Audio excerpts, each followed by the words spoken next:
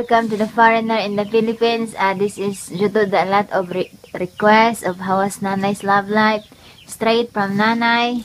She's going to answer how's her love life. Nanay, how's your love life, Nanay? No love life because the foreigner is no wake up. Oh, no wake up. Yes, sleep. The foreigner is sleep.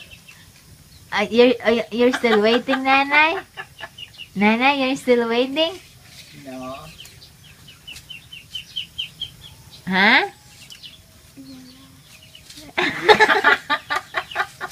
You're still waiting for your dream boy? No, no, because the foreigner is sleep. Nakatog ang pariner. Oh, Move na nakamata.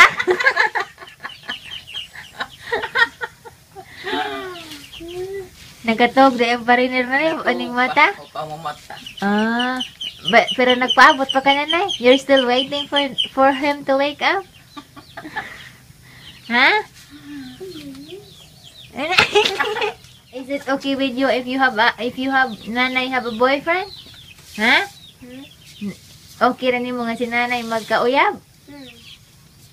Yes. Oh, how about you, Balalot?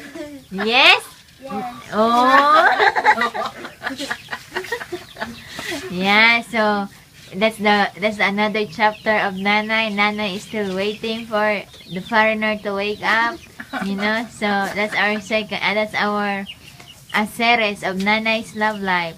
So please like, comment, and subscribe on our YouTube channel. The Nanay is Joe. Have a good day.